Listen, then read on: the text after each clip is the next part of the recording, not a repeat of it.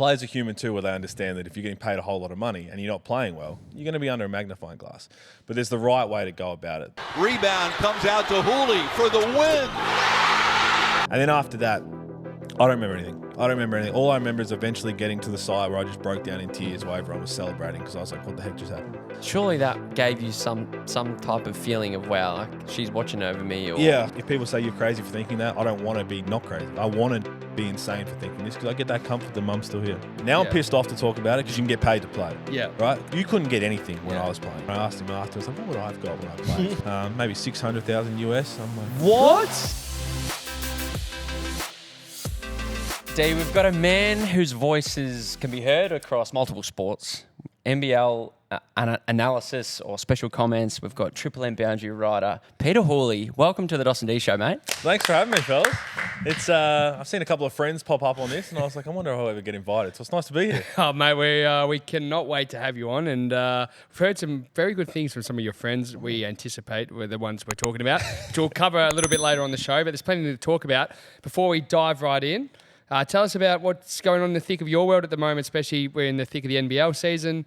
What's your day-to-day look like? Oh, pretty hectic now, yeah. We're getting towards finals of the NBL and just the NBL season. Even though it's shorter than like an NBA season, now it's 33 games. It's a 5-6 month season getting towards finals. So we introduced the Ignite Cup this year, which is Wednesday nights, and we did a little different broadcast. So essentially 7 days a week throughout NBL season of just non-stop pumping out content, commentating games, traveling, doing all that, talking to all the players. So it's very full on, but I just JJ Redick calls them basketball sickos. I'm a basketball sicko. I just love hoops. Don't love to play it anymore. Just love to break it down, watch it, know so many great people in the NBL as well. And you got to just have your eyes across every game. I'm assuming you're watching every game, not just here in Australia, probably overseas as well. You need to have a bit of an idea on what's going on in other countries. I mean, your wife, you've got kids. It's a lot. It's a lot going on. It is, and again, I think the balance of being able to do some work from home helps because you can watch some NBA. Like the NBA time for us is really good, so you can watch that during the day. You can be talking, do a couple of articles, do any of that, and then a lot of it is catching up. So if I'm traveling back from commentating a game and I miss one, then I've got to rewatch that at some point before I'm writing about it or I'm doing a show. We're doing overtime, breaking things down, because the one thing about me when I've gone into the analyst side is I want everything that I say to be fact-based or stat-based and really have stuff to prove what I'm talking about, because I don't like the negativity in media, even though I know it's part of it. You're paid to play a sport. You've got to be on edge and call out people who aren't performing, but you do it the right way of why aren't they performing? How do they get better? Rather than just saying, hey, get on a plane, you're no good. Yeah. So I want to make sure that everything that I do is that stat-based, because I was a past player too. I didn't retire that long ago. And I know how tough it can be, and I've got a lot of admiration for professional athletes everywhere because you're under a microscope to perform, even though everyone says, oh, they should be, they're getting paid so well. In the end, we're still human. Well, you're a Melbourne United Championship player. You've transitioned now into the media. Your comments and, the words you speak, they have power to them. How have you gone with now being the one that's doing the punditry and giving the, I'm not saying you go out of your way to make harsh comments, but you got to be critical sometimes as someone calling the game. Has that been a weird kind of transition? Because you were once the player getting spoken to. I think it hasn't because of the approach that I've taken. And again, I've seen it. You talk about in the NBA and you watch, they've got a whole lot more shows. They've got a lot of guys who just stay on shows and like to say some outrageous things. And I think everything that I've been through as a player and my battles with anxiety and why I retired the way I did, I understood that there's a certain aspect of the human side of life that I'm always going to put before anything else. And being fresh out of the game, I know every player. I've got really strong relationships with all these players, all the coaches, all the GMs now. It's continued to grow over time. So when I do have to be critical, as you said, it's part of the job. I want to make sure that it's critical for the right reason of, hey, they haven't been playing well, here's the numbers. But always finish with, we expect better from them. We know they're more capable of that. Because I know as a player, they respect that too. Because players are human too, where they understand that if you're getting paid a whole lot of money and you're not playing well, you're going to be under a magnifying glass. But there's the right way to go about it, I think. And that's something that I've wanted to make sure that my relationships in all sports with players, with coaches, with teams, I want to always look after that, because part of what I love about what you guys do is I love interacting with people, and I love sitting down and evoking good stories, because as I said, the one thing that I'll put above everything is these guys are humans. These are just humans. They're fathers. If it's the women, their mothers, their boyfriends, their wives, they're all of that. And I want people to make sure that we sit back and, yes, we want to cheer them on. Yes, we want to boo the opposition. But in the end, they're just like us. And I want to make sure that people see that first and foremost before we get into talking about why they haven't played a good game or whatever it is. Have you had any current players reach out to you that may be battling with mental health issues, or things that you've spoken out in the past about? Do you have conversations regarding that? For sure. And I think it's something that I want to continue to be an open book for, because I think there's so many more people out there that people wouldn't know who is really struggling with things. And as I said, I couldn't handle it. I've had my reasons for when my anxiety started, and how I only played professionally for 3 years essentially, and I couldn't do it anymore from the mental aspect of it. And you've got guys who have made a 15-year career. Granted, they're making a whole lot more money than I made when I played. But the other side of that is the mental side of being under a microscope all the time and having to perform. I just admire them so much. I'm always going to be a sounding board, always want to try and help people. And I've had plenty of people past and present just reach out for a chat. And in the end, if I can just be an ear for someone who wants to vent, or I can offer some advice, that's more rewarding than anything that I'm doing in terms of commentary or work-wise. So you spent 5 years in America. You then went to Europe. You spent time in England as well, and then you came across back to Australia. I'm intrigued as to you're saying you only ended up playing a 3-year professional career here, and there was the mental health challenges. With such a huge build-up to get to where you got to, which is play professionally, so you spent all that time in college, and we'll get to all that. I'm looking forward to getting the footage up, which I know you love watching. But I don't know, like, I'd like to hear a bit more around why the decision was to end your career. You've mentioned anxiety a couple of times. Maybe if you're open to it and sharing what the real challenge was. Well, yeah, it took me a while to be comfortable sharing anything, to be honest. And I wasn't one who ever suffered with anxiety growing up. I grew up on a country farm in Echunga in Harndorf in South Australia. And when my mum was diagnosed with cancer in 2009, and right after I had already signed to go over to Albany, New York, she didn't want me to go. She wanted me to go. I didn't want to go once I knew Mum had cancer, and she was basically like, hey, if I'm going to fight this, I need you to live your dream, and put me on a plane myself. And then we said, we'll talk about it. Went on to have a really successful college career, but the moment that she passed away in 2015, it's been 11 years now, that's where I felt the anxiety creep into my life, because I'd never been around anything like losing such an important person, as my mum was my world to me. And I lost her at an age where you don't do that. How old were you? This was 11 years ago now, so I was 23. So young, yeah. So 23, 22, about to turn 23. And it's just, you don't envision that happening. Because the whole time I thought, I was like, she's going to be fine, right? She's got bowel cancer, and they said they got it at a good time and all of that. And certain years as the year went by, it looked like we were getting better. And then all of a sudden, may as well tell now, it was the 2015, and I was just living the college dream. I said, well, we already won 2 championships. Everything was great. And then I remember I was out with a couple of friends, and I had a message from Dad. I was like, hey, I need you to jump on Skype. This is how long that was. And I was like, why is he doing this now? And I had no idea this was coming. So I was like, all right. So I went home, and he was crying, and I was like, what's wrong? And he said, look, I'd never tell you it's time to come home, but I think you need to come home. Mum's not well. And I was like, geez. And I remember I broke down crying straight away, and I hung up.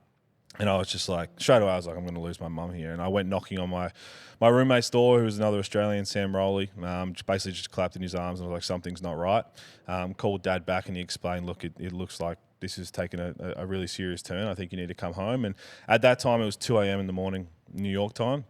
And I remember I called my coach, who's like a second father to me, and he just hung up and drove straight over. Took him like 30 minutes, drove to my dorm, and my Sam Rowley's brother Mike was in there, and we were all sitting there. I was crying, and he just handed a credit card and said, hey, here, book a ticket first thing in the morning. We were undefeated at the time in conference play. We were going for a 3-peat, and we were playing Stony Brook 2 days later, which is our biggest rival. He's like, don't worry. He's like, get home.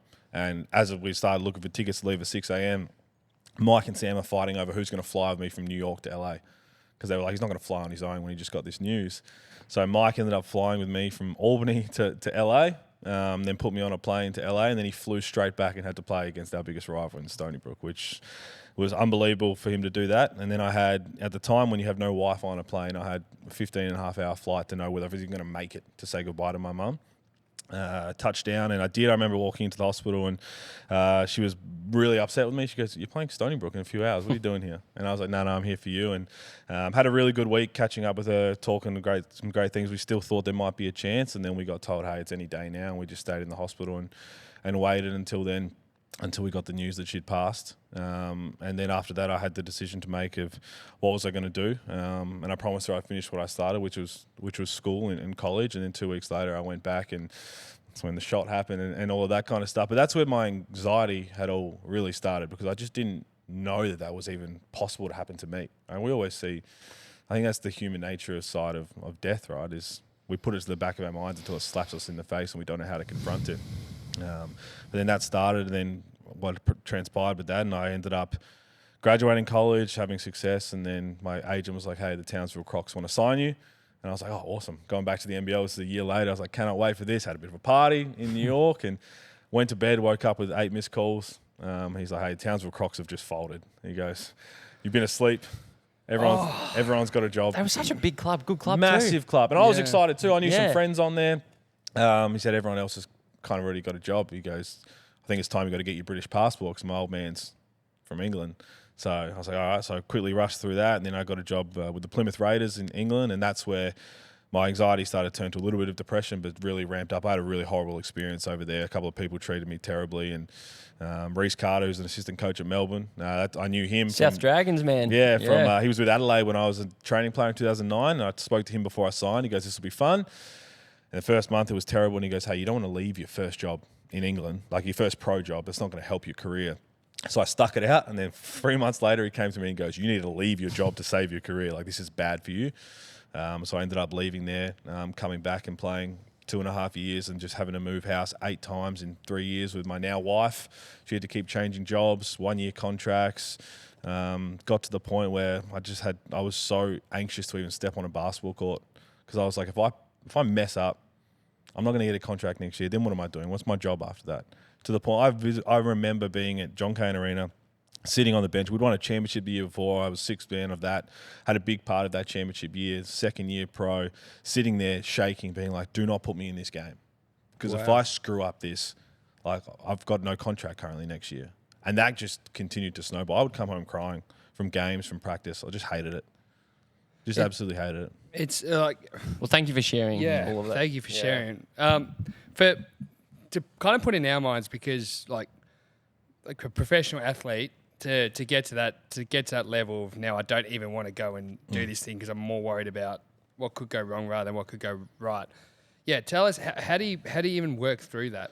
Well, I think that's part of the reason why when I had to make the decision, because I didn't at the time, and I said I'd been comfortable talking about it all now. I wasn't until after Mum passed away, and then my shot got put on international, it was all around the world. And I had to start talking about it on ESPN, and I had to talk about it with this 12-year-old kid who just lost his mum like the week prior as well to cancer in New York. And that's where I was like, my story holds weight now. I've got to be comfortable and find a way to do it. But I didn't address all of it when it came to my lifestyle. And when I'm coming home from practice and I find myself being extra snappy to my partner and just not myself, and I just continued to see it snowball. And I played in the off season. I played NBL 1 for Kilsyth, and Nuttawanning, just trying to find the love for the game. But I still found myself in a spot where I have to keep performing. I have to do all this, because if I kept looking ahead, and that's what anxiety is, right? You're focusing on things that you can't control right now. I can't control what contract I'm given in the free agency or anything like that. And I just found myself snowballing to the point of like, I'm getting out there and like, no one come near me, because if I turn it over, if I miss a shot, I'm coming out of the game, because we were loaded with talent. And it's funny because NBL 1, like my numbers in NBL 1, I was scoring 40 points a game. I was going to say, so are you playing well still? I was scoring 40 points a game in the off season, having triple doubles in the off season. But then my role for our Melbourne United team, who was stacked, is play defense if you want to get on the court. And because we were so stacked, if you mess up, you're out. Like, you just sit down, and that just kept snowballing to the point of literally shaking on the bench. And I was like, I don't want to do this anymore. I can't do this. And I had to make a decision. At the end of that season, I had Cairns, New Zealand, and Perth who were interested in getting me to come over and have a chat. And then Melbourne were also like, hey, we've got an 11th spot. We're not sure what we're going to do with yet. And I remember catching up with Dino. I said, Dino, look, if you don't have anyone to get in that spot, I'll go around again, because I love the boys. I love the locker room. But I think I'm done. Like, I think I can't do this anymore. And I remember speaking to my wife, and she was like, you got to do what's right for you. And I remember my mum at the time, to everything she went through, just put everyone else first through all the chemo and everything. I said, you know what, the last 4 years, I've only cared about myself. What am I doing? What's my next role? My now wife was moved jobs 8 times, like all of this. I'm like, I haven't put you first in anything. So she's like, I love Melbourne. I was like, all right, we're staying put. I'm giving this thing away.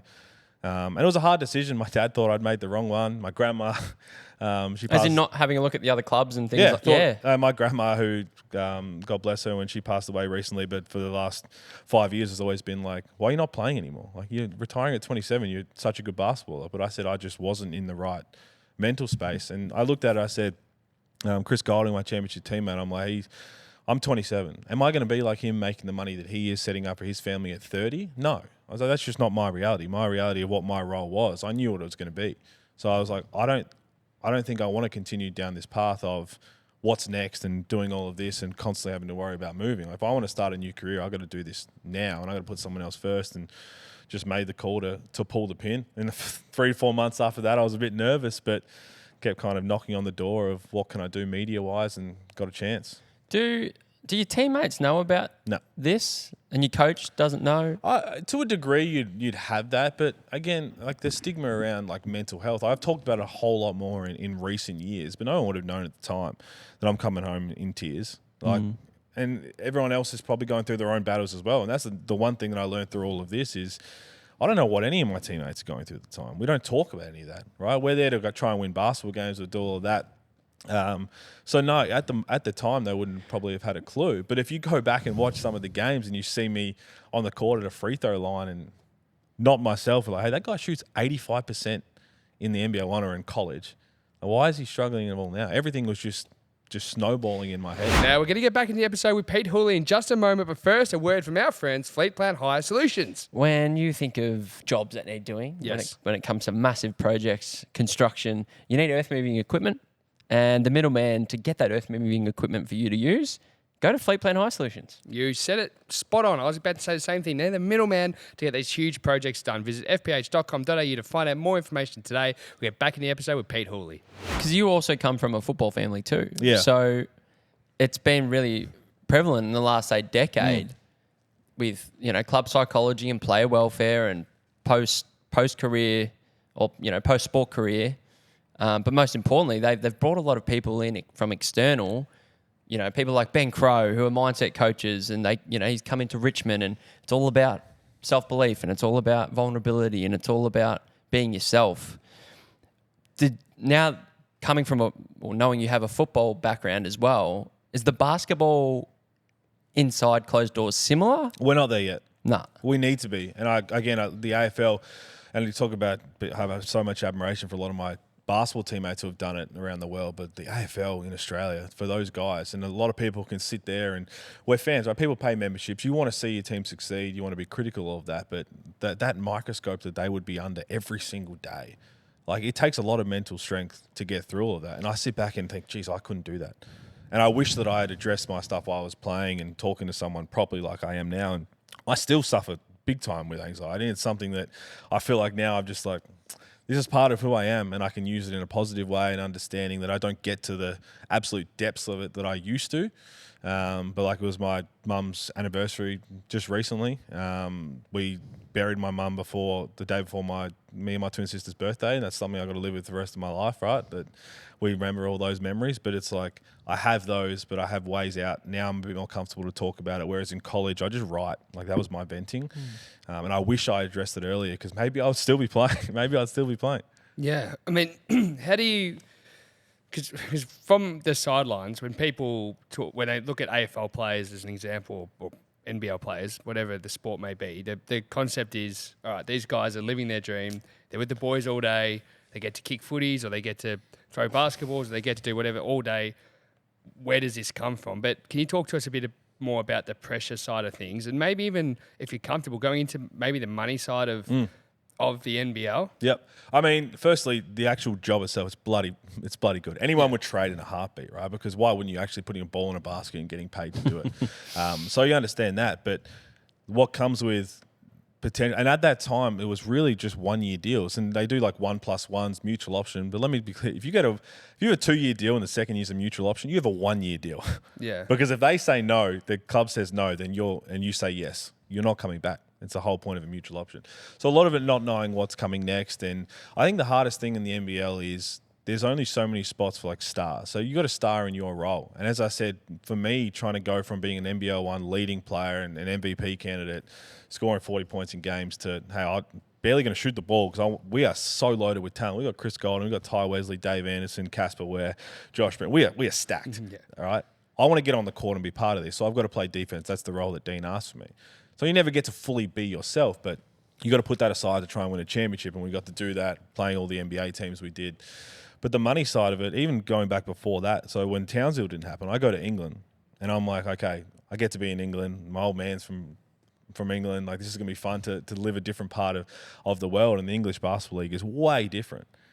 Is it worse? Or It's worse, yeah. Oh, for sure. The top 4 teams, I think, are really competitive. I haven't kept up with it since then, but there's 16 teams, and the bottom 8 teams would lose to like NBL 1 teams here at the time when I was playing. But I made £1,000 a month in England. Wow. So that was even when the dollar, you could essentially try and double it, tax-free, right? So I'm coming from college where at the time you couldn't get a cent. Yeah. We'll talk about college stories. You couldn't get paid a cent. So all of a sudden I'm like, hey, I'm getting paid to play basketball. This is pretty cool. Then when my girlfriend moved over with me, she's like, what have you been eating? I was like, frozen pizzas and pies. So I got to save some cash here.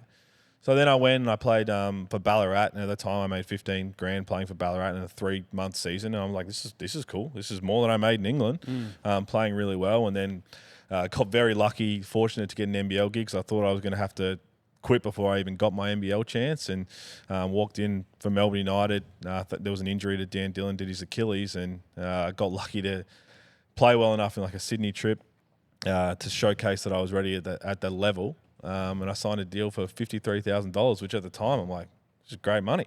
Mm-hmm. You can't live off $53,000. So that's when you look at the minimum now, I think it's 80 something. Okay. But still, those minimum guys play in the off season for 15, 20, maybe 30 grand to get over 100 to feel comfortable living. Yep.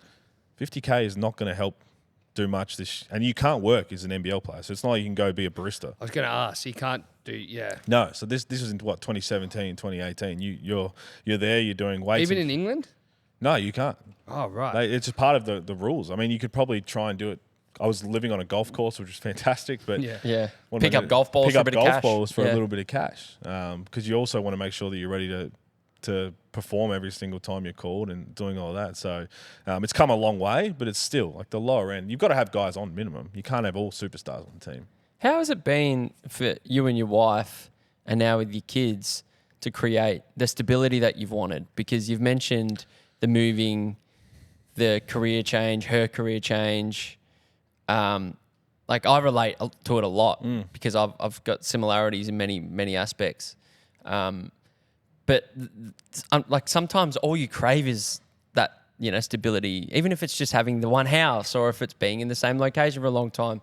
What throughout all of that journey, what for you made you feel most stable in what was very unstable? I think my mindset shifted. Again, I go back to what Mum taught me was, if everything's taken away from me and I've got my now wife and I knew I was going to marry her and she was the person I want to spend the rest of my life with, I was like, if that's all I've got, I'm happy, right? Because that's all I need. That's all I want is someone who I can share with. And one of my favourite movies of all time, Into the Wild. You've seen Into the Wild? I haven't. With Emil Hirsch, and based on a true story of someone who chases some happiness and goes out and still want to be on my own and goes and lives in the forest and all of that. And go watch it, but it's very well known, so I feel like I'm being a spoiler, but he ends up dying on his own.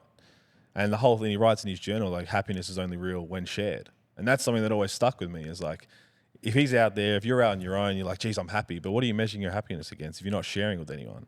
Like, my happiness comes from seeing my family happy. And that was where I was like, you know what, if everything's gone right now and we're doing whatever, if I'm making coffee because I love my coffee, if I'm going home to someone I love, then I'm happy. And that's where I started to shift my mindset. And then when work started, because when I went into the media, I was freelance and it was all NBL stuff.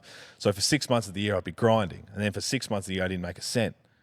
But it was front loaded to the point of, okay, I can spread this out. I'm very smart with my money. I like to think I am, and doing all that. And then work to the point of getting it where I am now, which is I'm grinding nonstop, but I love it, and I get to go home to now 2 beautiful girls as my daughters with my wife, and it's all a light end of the tunnel. That every sleepless night, every bit of I'm flying here to do a job, I'm picking up a $200 MC job here. It's all been worth it in the long run because I can see the light at the end of the tunnel. With the NBL, so to put in our lens, so Dos and I, admittedly, we're not the biggest basketball fans. You'll get there. We'll get there. But just bring up our Mitch Creek episode. You'll tell us trust me to tell you how much we love it. He threw a question back at our faces, and I think we stumbled pretty bad. Anyway, that was a long time ago. But it's actually to that point. So just sidetracking a little bit, over the summer, we've been repurposing a lot of our content over the last few years and just trialing it, seeing how it's going on socials. And the NBL content, which used to kind of not do too well, now just flies. Everything you put up. So there's been a shift in the past couple of years. Felix has talked about on this show, Jack Everins talked about on this show, and I'd love to hear it from you too about why the NBL is so thriving now. And now when you talk about the stability, the years to come from kind of here on in, how do you see it continually growing? I mean, the easy answer is to look at the raw numbers of like the participation in basketball. The participation in basketball in Australia is insane. We don't have enough courts for everyone who wants to play. Do you have any numbers on the top of your head? Oh, not off the top of my head. Gazy okay. did it one time, but the actual numbers of behind the participation is insane. So like there is a massive demand for people wanting to play basketball, and we can't even give them all a court and teams and tournaments and all of this domestic to even play. So that's all there. But you also look now at the ambassadors we have as Australian basketballers. Obviously, Andrew Gaze is number one. And if you haven't met him, Andrew Gaze is the greatest human being of all time. And getting to be my first like commentary game like alongside him was like a dream come true, where everyone says, oh, he's a great human. There is no greater human in Australia than Andrew Gaze. Like he would drop anything to do anything for a friend. He just, the way he's an ambassador is just everything he does for his family and the legend of the game. So that being like the pinnacle of, or the foundation of what we've built the game on, everything else just grows from that. And even when the league, and I know Felix and Jack have talked about it in 2015, so back to the Townsville story. So when my agent was like, hey, most guys have found other teams, he's also like, mate, the NBL's probably gone next year anyway. Like the NBL's cooked. And we all saw it, the numbers and all that leading into 2012 when I was in college and doing all of that, where at the time now people try and get college guys out to come back to the NBL. That wasn't happening then. And then when Larry took over and to try and build it back up, but I think it's come with the attention and the ambassadors that we have on a global scale, like Josh Giddey, Dyson Daniels, Jock Landale, starts with Ingles, the South Dragons. You mentioned all of those guys, the ties they have to the NBL and Australian basketball. Everyone might see that first and then realise that we have this incredible product here that's continuing to grow in a summer sport that's been loaded with other summer sports at the time. And this is the trajectory that we're on. And we're not perfect as a sport. There's a lot of things that we're not, but where we're trying to get to, what we're trying to do to continue to grow this game, there is so many kids out there who are picking up a basketball that if they get to look at one time and say, hey, I want to be part of that, then all of a sudden they're in the pipeline and the journey of we want to see you on an NBL, WNBL court at some stage. And that's why they've taken the WNBL under their wing because, to be honest, the women started all of it, right? The Opals, they were the epitome of success in Australian basketball. They're winning medals on the internet.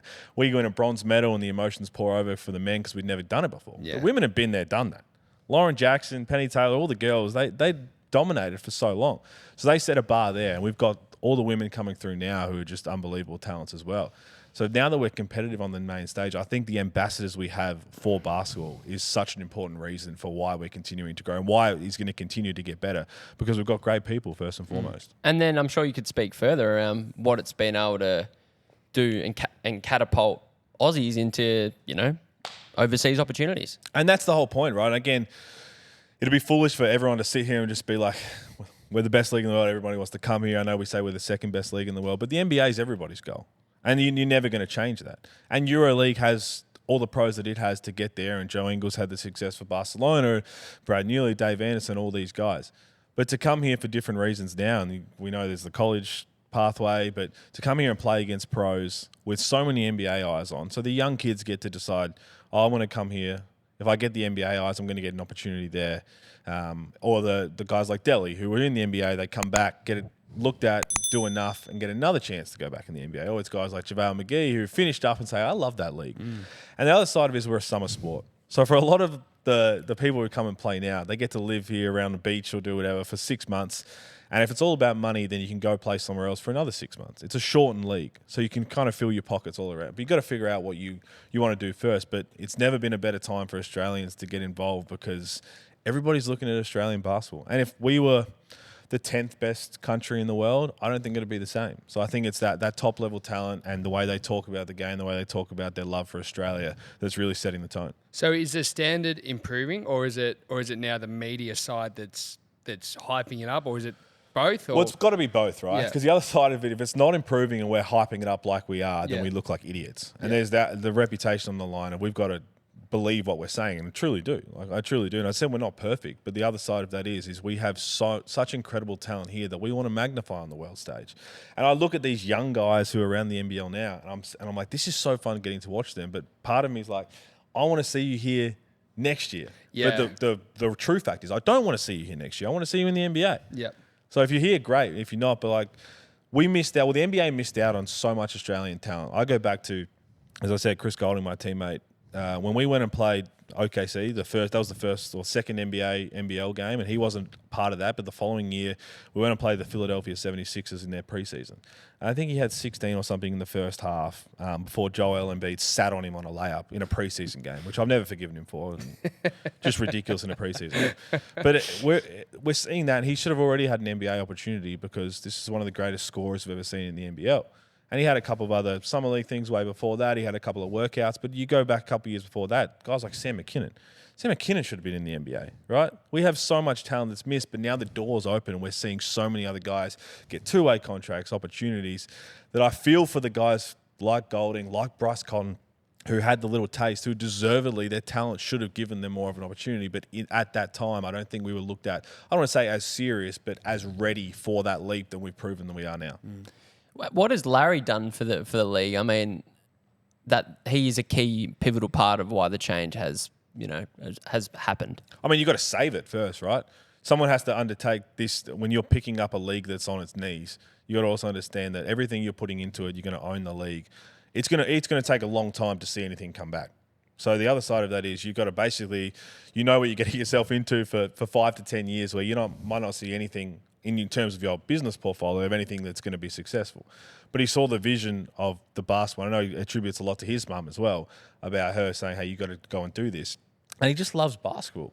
So the whole part is you've got to love what you do and you've got to love where it's going. And I think that ambassadors starts with everyone from the top of how much you genuinely love the game and continuing to lift it up, continually push the boundaries. I mean, you look at even the Next Stars program as a key.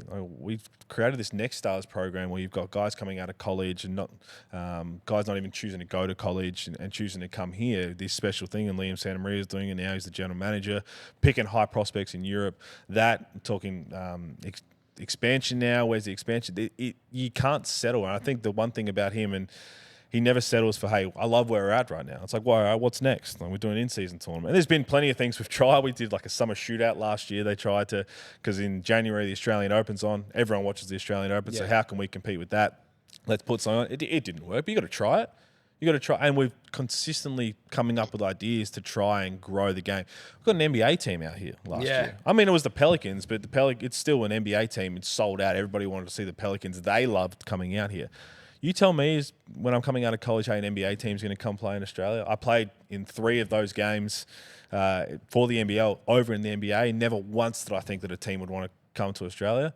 You're consistently knocking on the door, having those conversations, and I just love the fact that it's never satisfied. Because as soon as you become complacent, then what? Yeah. Why is it such a big thing for an NBA team to come out here? Because you see, like, as someone who loves soccer, you see the biggest soccer clubs in the world or football clubs in the world come to Australia for these exhibition kind of games, not even tournaments. Like, you see, Roma, Tottenham, I think Juventus have come out before, Liverpool, Man U, all, the biggest clubs have come out, Chelsea, and they obviously see benefit in it for so many different reasons. So do you see, after that happening, the Pelicans coming out, do you think, can you sense maybe more clubs are going to come over? I think they will, because the Aussies are there too, right? You've got Josh Giddey, you've got Dyson Daniels, I want to be part of that next time. Like, that conversation started when Dyson was on the Pels. So that was the whole point of that. Of like, hey, how do we get the Pelicans out here? You've got Dyson Daniels, and then he gets traded for all of that. But you got to start somewhere. Once that starts with the soccer, it's easy to we've had whoever team it was initially, we've had a good experience here. We'll tell some other clubs back there, and we can have a preseason. The timing's the tricky part with the basketball side of it, but you've just got to start somewhere. And to be fair, like the A-League soccer in Australia was doing so well at that time. I think it's a little different now. It's trying to get back up to where it used to be. But you talk about the Socceroos, what the women can do, and everybody just stops and watches. So that's been such a strong sport in Australia for so long to unify everyone that we're getting back to that point of the glory days of the 90s and all of that, and Gazy's rolling around and Copes is rolling around. But it had to start somewhere. So now you've done one, you've proven you can do it. The timing is the key of, hey, before your preseason, before your game one, because it's just so far for a sport to go, hey, come over here, come play a game and turn around and go back and then get accustomed to the time zone or all of that. But you had to start somewhere, and it was bloody fun. Yeah, I think it's time. I think it's time. Oh, yes. I think it's time. So, Sammy, plug that in, please. God. So, Pete, this will be your favourite part. I'm just making sure, because normally we're only allowed to talk about it in March. that's the rule I've given all my mates. While Sammy, while Sammy sets this up, do you want to set the scene? Set the scene for us before we actually watch the vision. Yeah. The whole thing? We want the whole thing. So this is, I go back to when I said to my mum I'd finish what I started, right? So my team was undefeated when I went home to be by mum's bedside before she passed. And then she passed away, and then had a conversation with dad and my twin sister, and he was like, well, you made a promise you finished what you started, so we've got to get back there. And 2 weeks later, we went back. And they came with me to help me kind of ease back into it, but I was shitting myself. I was like, I've got to go back over there.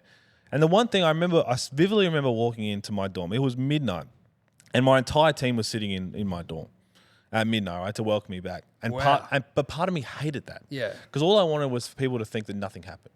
There's nothing worse when you lose someone, and I feel bad when people come up and say, "Hey, I'm so sorry about that," and I'm like, "You didn't do anything wrong. Well, why are you saying sorry for?" But the other side of that's human nature, right? People genuinely care, and no one said anything. They just gave me hugs, and I remember breaking down there. And I was like, "Okay, I'm back where I'm supposed to be," and went to practice the next day, and coach just kept asking me, "You all right, man? Like, you all right?" I was like, "I'm good, man." Like, as soon as I stepped on the basketball court, everything, like, you kind of forget everything. I was like, "This is great." I remember having that practice. I could not miss. And I was like, I have not missed a beat. I've not worked out in 2 weeks. And then coach said, "Hey, I'm going to bring you off the bench this week." I'm like, "What for?" I was like, I'm back. And went out there, and I think I hit 1-3. And I was like, yeah, okay, I've got a little bit to go. But we had 5 games left to go. Slowly worked back into it. And the way it works for our conference, we're a small Division 1 conference, America East Conference.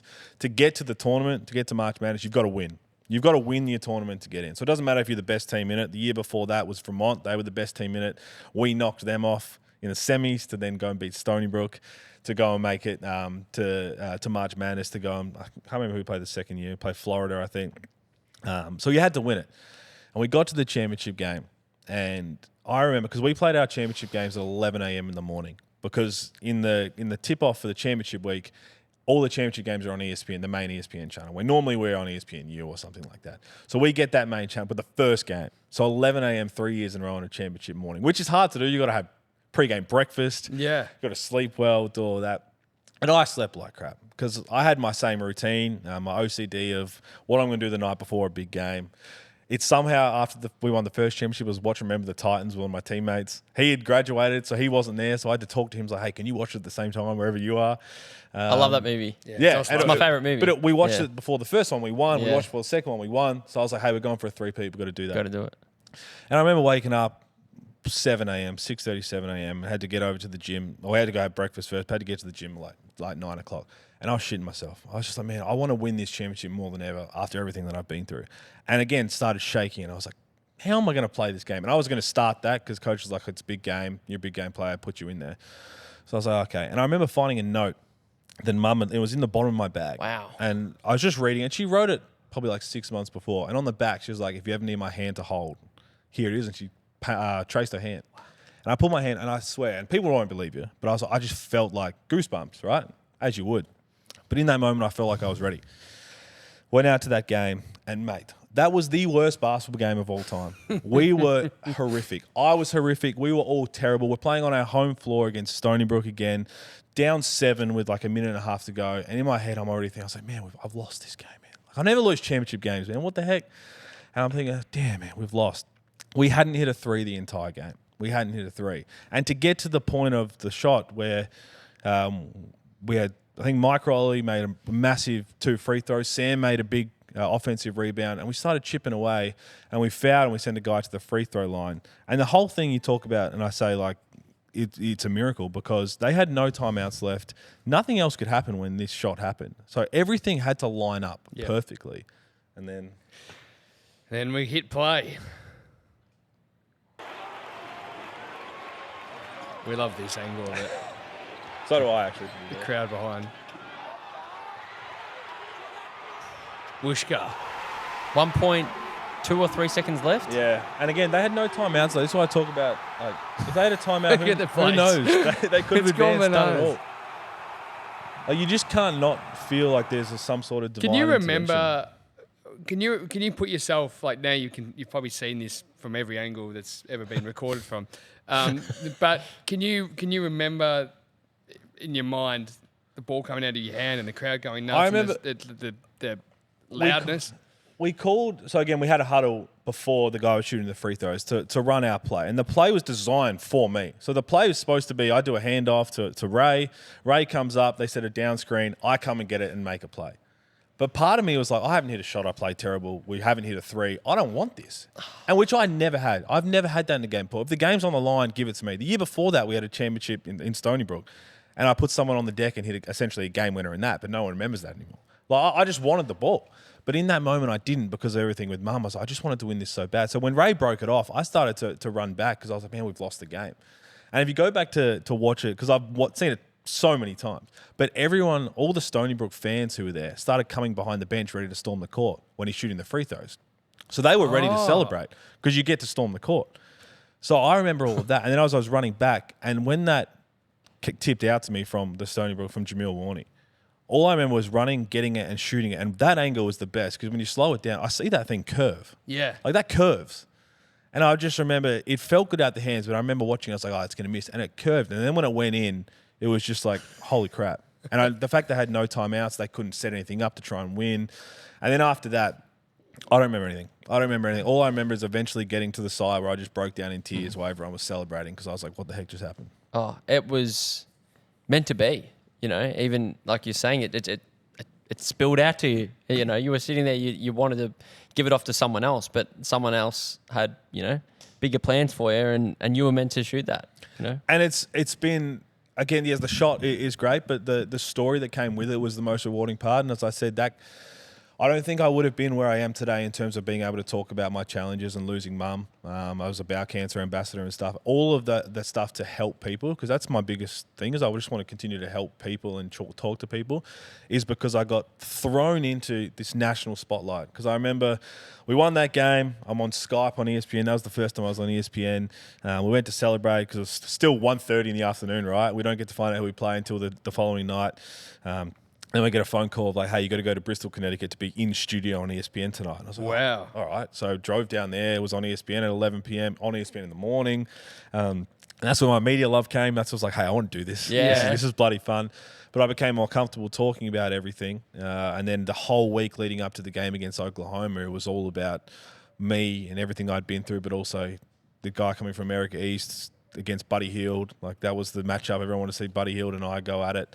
But it was the fact that every single part of that had to be perfect for us to even win. And people see the show and was like, oh, it's a championship winner. But there's so much more to it. Yeah. There's just so much more to it. did it give you a heap of comfort as well? Like, with that whole, just for that to happen and the situation that, you know, your family losing your mum, like, surely that gave you some type of feeling of, wow, like, she's watching over me, or she's created this for me. You know? It started with the trace of the hand, right? Yeah. Because that was, and again, I feel like if you haven't lost anyone super close to you, you might not be able to relate, but maybe it's a bit of just, you're just crazy for thinking it, and you're trying to hold on to something that you know is not there, which if it is, I'm fine with that, right? Because I get to still hold on to Mum somehow.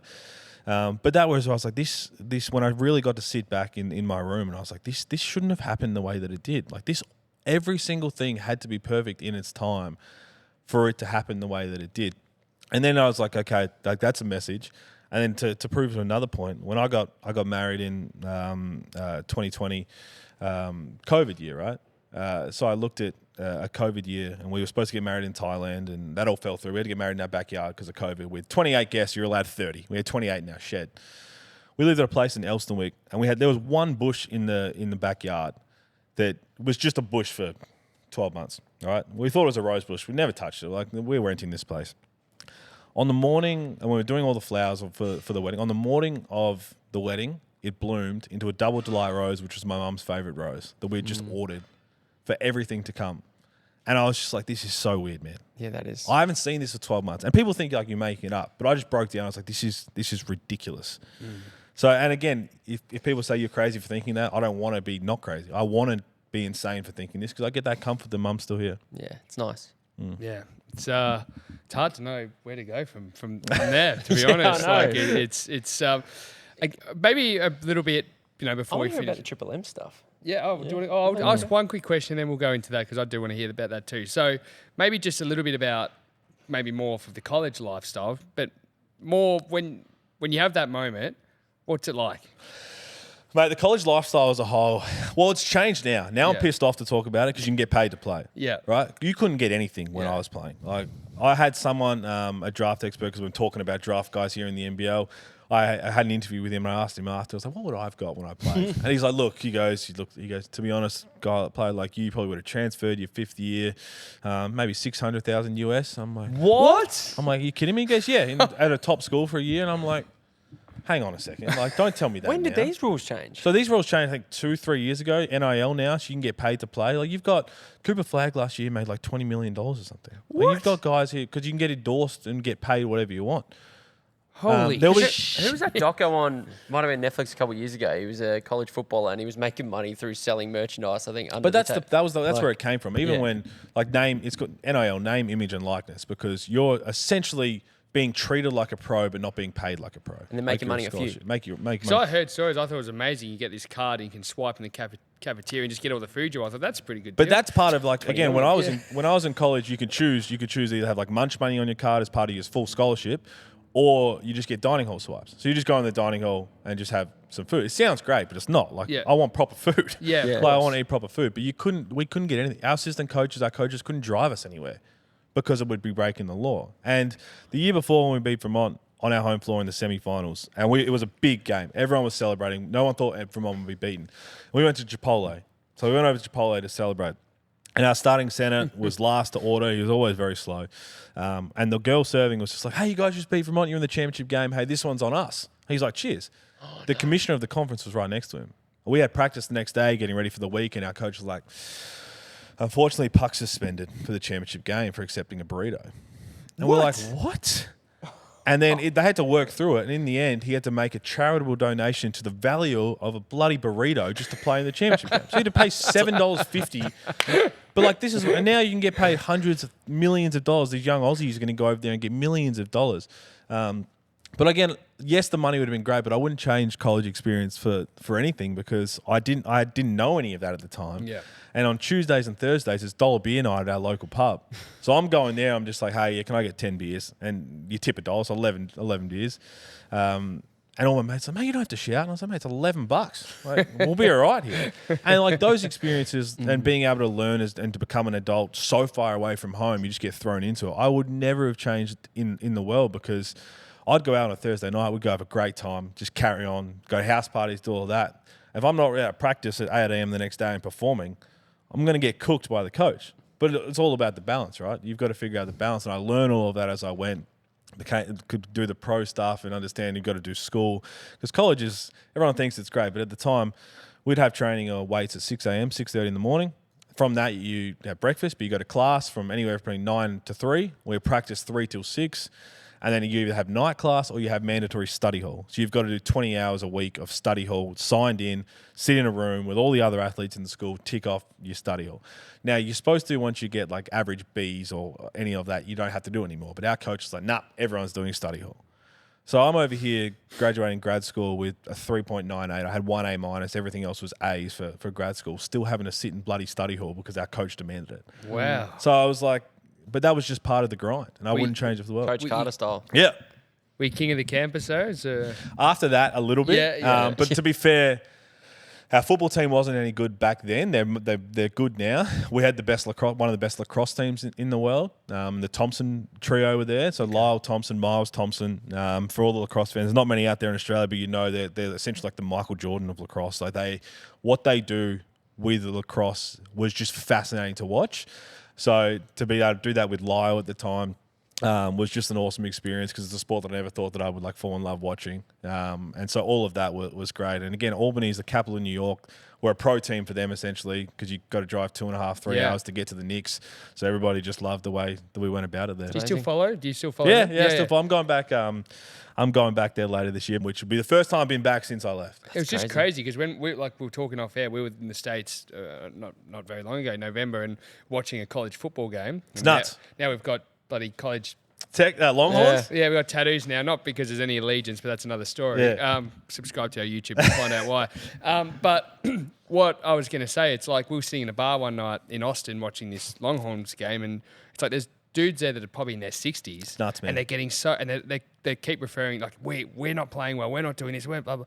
You don't know if this guy went to that uni 40 years ago or whatever, but that's why I asked about your allegiance, like, because obviously some people follow that more than they'd follow the Knicks. Smaller school though, we're a smaller D1 school because that's different chaos. Course, yeah. I knew a lot of guys around the time who had been at those big schools, and again, they've got some different academic stories about not having to really go to class, where it's different for me. But the whole college, like the tailgate, you go to watch football, even though the football team wasn't good, but you just go sit in the car park and just drink beers and then go to the foot. Like that's just awesome. Yeah. I love that, and I love college football because of being in college. Like I look at, I still try. My wife, who's from Brooklyn, doesn't understand. But when our kids are old enough to play high school basketball, I grew up playing high school basketball at Concordia in Adelaide. You'd be lucky to have 20 people watch those games. You play at 10:30 on a Saturday morning and look forward to the sausage sizzle after. These people are coming from high school games. There's 5,000-6,000. It is a whole lot of. It's a completely different world. She's like, "What do you mean you play at 10:30 on Saturday morning?" So you play at 10:30 on a Saturday, get a sausage sizzle, and then probably go play country footy. Like that's just that's what school's like in the college. But I just love college sport. Where did you meet your wife? She ran track in Albany, in New York, so we knew of each other. It's like the funny story of never really crossed paths, and then after the shutdown, I went back for a 5th year because I wanted to do grad school. I promised Mum that I'd finish what I started academic-wise, and I had a chance to do a 5th year because I broke my foot in my first year playing against Syracuse. Dion Waiters stepped on my foot, the big fella at the time, and snapped my foot. So then I did that the 5th year, and I always knew of her, and I was just like, damn, she's beautiful. Like I'd love to say hello one day. And I remember I was out Christmas Eve. Christmas I'd always go down to Manhattan, where I'd stay with some teammates' family, or I stayed with my best mate at the time, and we were at this place called 235th, the rooftop bar in New York City. If you've never been, go. Bloody the best views in New York City. Okay. Could not afford it at the time just to be up there. But I remember being up there and having a few too many drinks, and then I think she tweeted something about like I lost my phone, send me your number or something. So I just sent the number. I just sent her my number and then got it from there. I was drinking at the time because she was like replying back, and I was just like, I was an emotional mess because it was my first Christmas without Mum. Yeah. And I was saying that because again, I'm a wet tissue, mate. Like I'll fold at anything, any movie like that. And then from there, we ended up meeting at like a party like a month later at school, and then got together for a little bit. And I remember a phone call with my dad again saying, like I met someone, but I was like, I'm about to graduate. What am I going to do? And then, I was like, I don't think it's going to work, right? Because I'm going back to Harndorf. She lives in Brooklyn. And he's like, she had another semester left to do at school. And he's like, will you regret it if you don't try it? And I was like, well, yeah. Next thing I know, he bought her a ticket. So I bring her out for a couple of weeks. So we came out here for a couple of weeks. We said we'd do long distance for a little bit. I signed in Plymouth, so I went back via England to see her. Did she go there with you? And then she finished school from like August to December, graduated, and then came over to live with me in England. Wow. So she made a big move there. And then I was like, look, I'm leaving England. I'm depressed. This is the worst experience I've ever had. And she was like, all right, well, we're going back to Australia. And she took a leap of faith. She's an identical twin. Her twin sister's like, what are you doing? What are you going to Australia for? My mum was like, I trust you. And she took a leap of faith and now doesn't want to leave the place. That's loves incredible. it. So I give her a whole lot of thanks for the courage it takes to uproot your life and move to another part. But I always knew that, and again, you talk about divine intervention or anything. She came into my life and I thought there was no like direction of anything of losing Mum, and Mum was my number one for so long. And I just feel like she just got placed in there by mum at the right time. And so everything just lined up, and now we've got 2 beautiful girls and doing our own thing. Congrats, mate. Thank you very much. Huge. Now, before we bring out the goodie bag, do you want to ask your Triple M question? No. I'm interested. No, I want to know. I want How it starts? Yeah, well, yeah, you're doing obviously NBL punditry, and then you've got the footy background, but now you're in at Triple M, and I want to know what you're doing there. And yeah, so my family are the Aishes. So mum was an Aish. So her brothers Andrew and Michael, Nord Redlegs legends. My grandpa was a legend, Peter Aish, in Nord.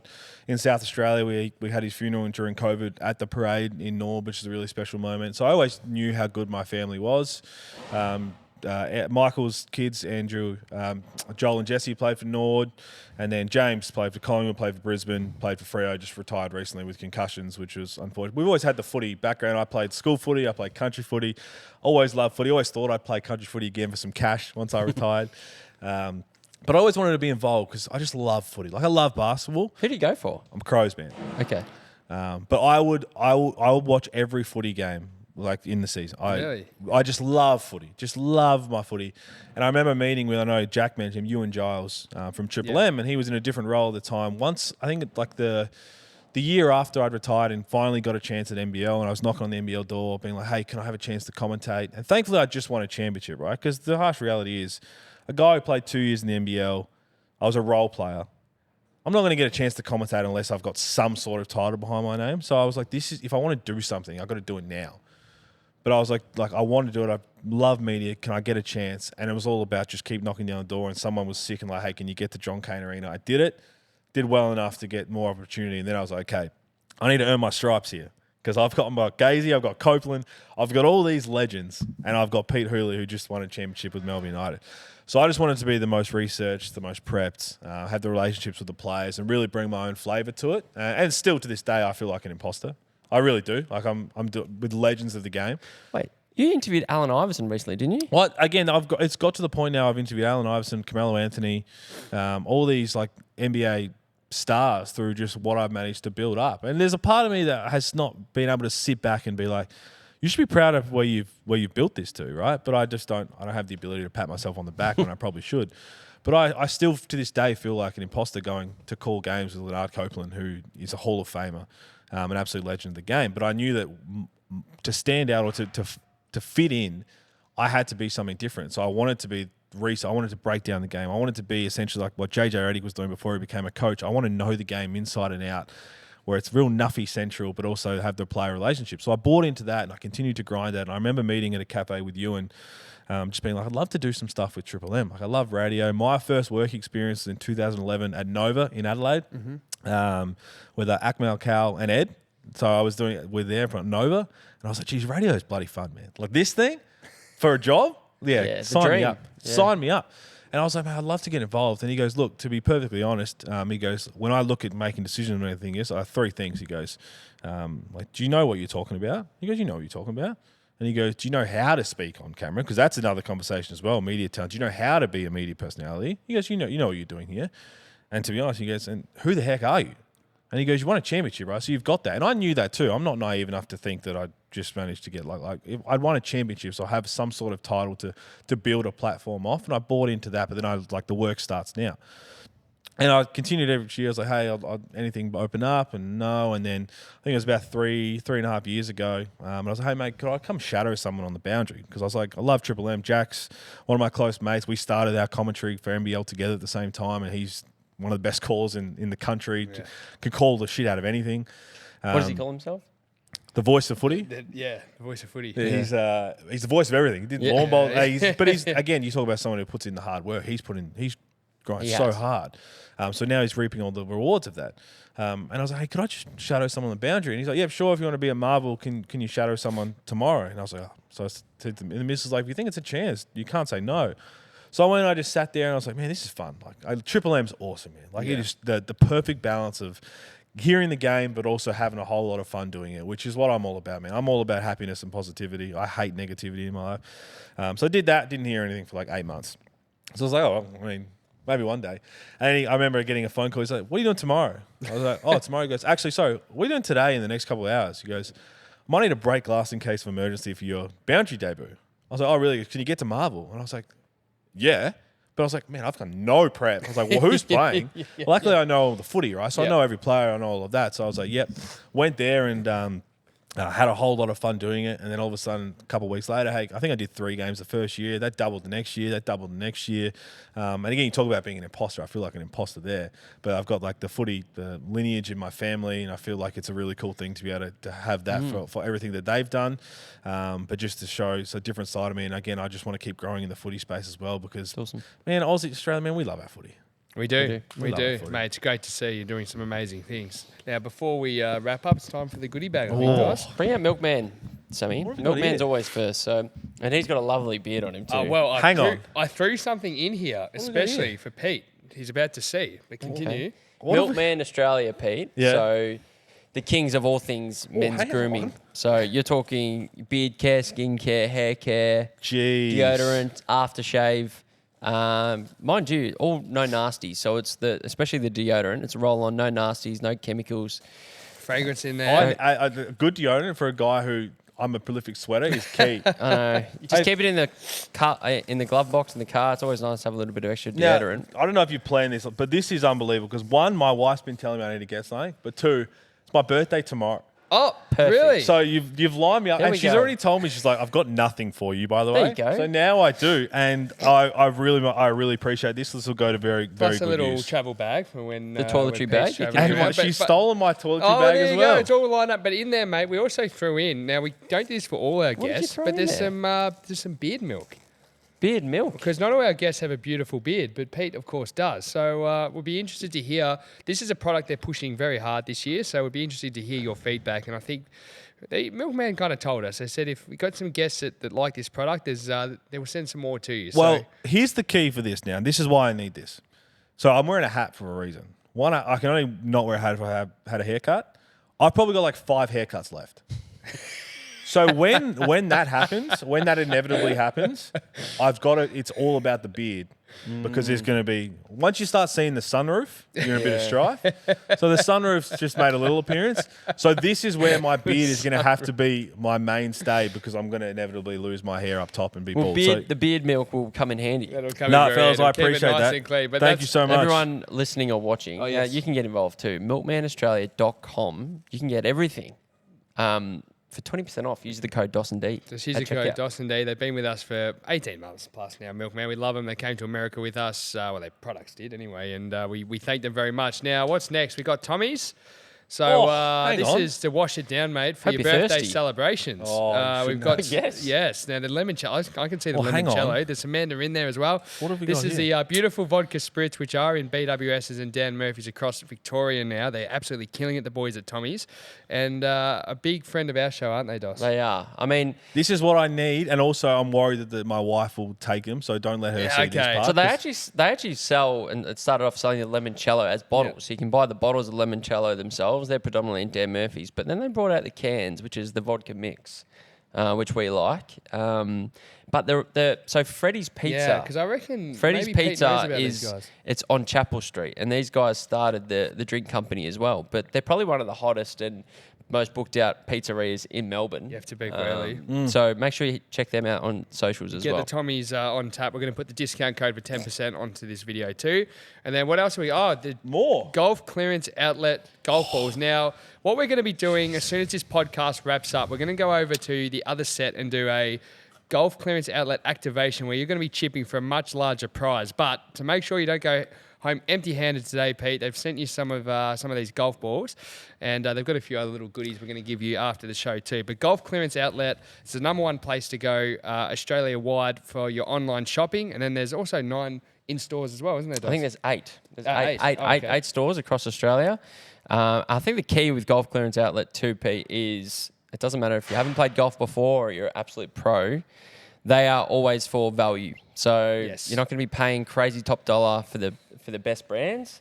They always meet you where you need to be as, I guess, a beginner or a pro as well. golfclearanceoutlet.com.au. Pete, thank you so much for joining us in the show. We're going to give you the dos&d goodie bag on the way out, which is the tote bag as well, and there's some other little goodies in there too. How are you feeling? You got them ready to loosen up the shoulders and have a bit of a swing? Mate, I'll tell you what, this is probably going to be... So my wedding gift was like a little picture of on golf balls to give to all the blokes. And they all went and used them. I've never used it because I have a tendency, if there's water on a golf course, to find them. So I'll have to make sure that my golf Sounds game... like me. Yeah, if this golf game gets back. But no, fellas, I appreciate it. I love what you do. And again, as you guys continue to grow, I think it's... people will just get to watch and enjoy. But the fact that you can just sit here and have a conversation with no notes, like to be able to just let someone feel comfortable and continue to do it, it's not for everyone. So I think you guys are doing a fantastic job to be able to just have a very honest and truthful conversation between a couple of people. And as I said, not everybody can do it, so I love what you're Thanks, doing. Pete. Appreciate that. It means a lot. It's awesome. Thank you so much for joining us, mate. We're been a pleasure to have you on. Anytime. Time to warm up. Let's go. Yeah. All right, we're here at the Golf Clearance Outlet chipping activation. Now, how was your experience on the dos&d show, Pete? Did you enjoy it? Loved it, mate. That was a whole lot of fun. I can talk underwater, but you blokes make it very easy to do it. Oh, you were fantastic. We absolutely loved it. But now we get to the fun stuff. Now, Golf Clearance Outlet, you've heard all about them now. We've pumped them up. Yep. Basically, Golf Clearance Outlet, they're for the pro, they're for the amateur, and they're for the new beginner in golf. They've got all the biggest brands at all great prices. So it's exactly what I'm after. Yep. You know, something, I'm not a great golfer, but I'm giving it a crack. Yep. So the chipping challenge, essentially, in short, is you're playing for $500 or the chance to spend $500 at one of their stores. So they've got 9 stores across the country. We've got a leaderboard. Dwayne Russell, he's sitting at the top of the leaderboard at 200. So from here till the rest of the year, if you can stay at the top, you're spending $500 at Golf Clearance Outlet. We'll get you into one of the stores. Yep. And you can go nuts. So you get 5 shots. I'm shocking under pressure. No, you're all right. Oh, mate, you've just hit a buzzer beater to take Albany to, 11 years ago. NCAA. Let's do it. Come on, right. first shot. All right. And while we're doing it, I'll throw some questions at you. Okay. So, who's winning the NBL championship this year? I'm going to go the Southeast Melbourne Phoenix. The Phoenix. That's... I'm going to say 25. Let's give you 25 there. That is incredibly generous. It's on the line. What about the finals MVP NBL? Finals MVP or the MVP? Oh, let's go MVP in general. That's 100. I mean... We haven't had 100 yet? I mean, it's on a hill, that's rolling in.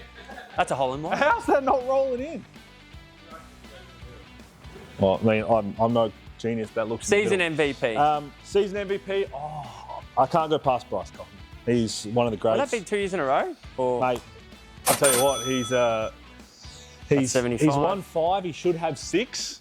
Yeah, but there's He's still... already on 200. Problem is, I see negatives up there. Now all I'm thinking is negative. He's already equal with current leaderboard leader, Dwayne. That's on the line. What are we calling that, boys? 50. Oh, jeez. Last one, so 250. Give me 25 for 1 and 50. That's stiff. Jeez, mate. $500. NBA Who's winning? champion. I'm going to go with a bit of outlying. I'm going to go Denver Nuggets. Denver Nuggets. I think the joke is that good. And that's a 50 as well, I think.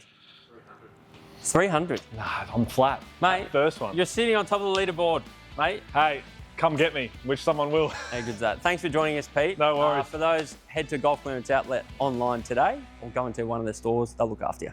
Can't wait for you guys to get Minwoo Lee on the podcast and screw everybody over.